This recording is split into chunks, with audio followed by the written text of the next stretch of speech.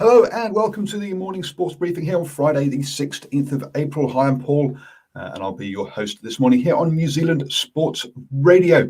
In the news today, we've got IPL action in the cricket news. The NRL weekend got off with a game last night. We've also got rugby news, or is it just injury news in that one? A-League, NBL and NBA action as well in the football and basketball, and we have lots of golf action in the PGA, LPGA and European Tour as well. This is your best way to start the day up to speed with all of the important sports news. And yes, the weekend is almost here. And let's kick off with that golf action.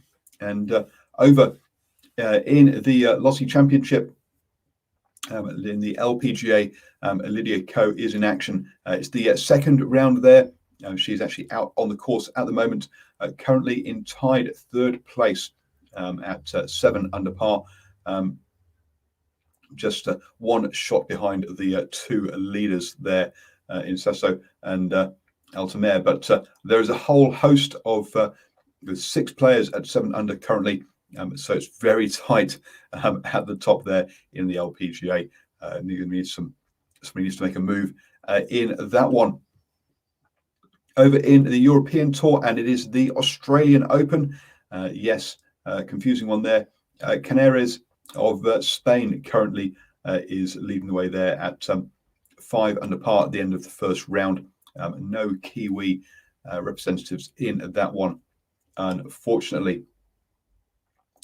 Over in the PGA Tour, the RBC Heritage, and Danny Lee is in action in that one and going well in the opening round.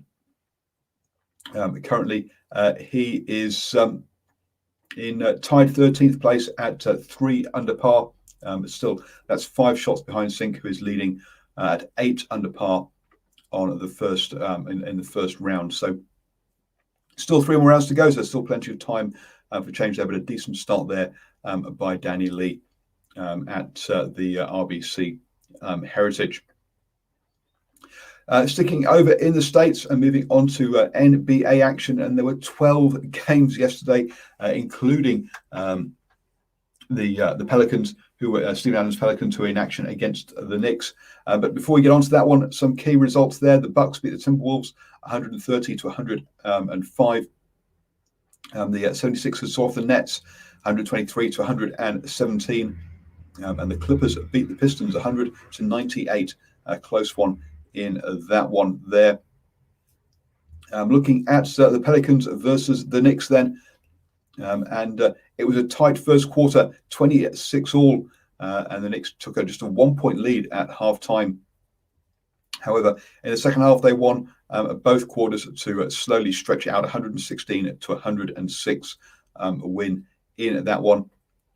Steven Adams got a double-double with 10 rebounds and 10 points.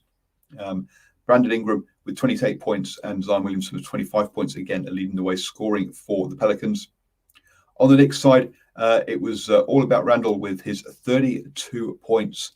Leading the way. Also, Alec Burks came off the bench to score 21 points as well. So good production off their bench in that one. From a table point of view then, the 76ers lead the Nets and the Bucks over on the eastern side of things, where it is really tight. At the top there, just one game separating the 76ers from the Nets. On the western side, the Jazz still lead the Suns and the Clippers in that one. The Clippers on a 7-game winning streak at the moment. Heading over to Australia with the basketball, and the Taipans took on the 36ers in what was a lower table clash there, and the Taipans took that one out 91 to 88. Today, the Kings take on the Southeast Melbourne Phoenix, and our Breakers are back in action tomorrow at 9:30 p.m. against the Bullets. Heading over to the A-League, and there's one game this evening lined up, a mid-table clash as 6th place Western Sydney Wanderers take on 7th place Brisbane Roar. In that one, Brisbane Roar needing to close a 5-point gap on Western Wanderers and the playoff places there. So they'll be looking to win that one, obviously. The Phoenix are back in action on Sunday up against Perth Glory. It's 10:15 p.m. Moving on to the rugby then, and Jack Goodhue is out for the rest of the year with a ruptured ACL and requires surgery and rehab from that one. He's also damaged his MCL and PCL, so yes, his whole knee needing some work on that one. The news on Joe Moody, it looks like he just probably won't need surgery on his foot, but they're going to give it a couple of weeks for it to calm down before seeing the specialist again and seeing kind of what he will need. Quinta Paya is also out for 6 to 8 weeks, having damaged his MCL. Doesn't require surgery. That's a similar one to Artie Surveyor at the weekend as well. So a whole bunch of knee injuries at the weekend, unfortunately, in that one. Now, is the game becoming too rough on the players? And we'll have to wait and see around that side of things. In team naming news, though, we have that Dane McKenzie is back at number 10 for the Chiefs, who will be taking on the Crusaders on Saturday evening. I'll be at that game, so folks, I'll put up my post-match interviews on our Facebook page. So do check out the New Zealand Sports Radio Facebook page for those. We will also be bringing you post-match reactions straight after the two Super Rugby Aotearoa games.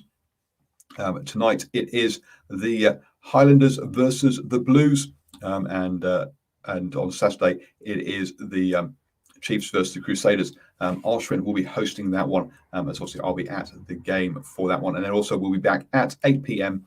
on Sunday with our with our Super Rugby review show as well. Moving on then to the NRL, and they kicked off week 6 last night with the Broncos versus the Panthers. The Panthers coming out on top, unsurprisingly, that one 20 to 15. The Warriors are in action at 4 p.m. on Sunday, folks, is when their game is on. Finally, moving on to the cricket, and in the IPL, we had the 7th game, which was between Delhi Capitals and Rajasthan Royals. And Delhi Capitals went in to bat first and had a bit of a top order collapse there as Undakat took 3 wickets for just 15 runs in his 4 overs. Pants put on 51 to restore the innings as they reached 147 for 8 in that one. It's a similar thing happened to Rajasthan Royals as they lost their first 4 batsmen, all failing to make double figures, as Wokes took 2 wickets for 22 and Khan 3 for 32 in that one. David Miller restored the innings with 62 to help them reach the total, scoring 150 for 7 in that final over with just 2 balls to spare. So Rajasthan Royals taking out the win in that one. That follows their loss in the opening round, and so that's only have 2 winless teams now in the tournament. Sorry, I've not refreshed the table fully on that one. You have now started the day the best way. That's with all the important sports news. I'll be back at 7 a.m. tomorrow morning with the morning sports briefing. I've just released yesterday a supporters special looking at the Pacific Island teams joining Super Rugby and why now. Obviously, it's great that it's finally happening, but it should have happened obviously a long time ago, but we can't change the past. You can go and check that out on our podcast feed or over at nzsportsradio.com. And this today, we'll be releasing another supporter special, which is looking at the ring fencing of the Gallagher Premiership over in England as well. So all that is available at nzsportsradio.com.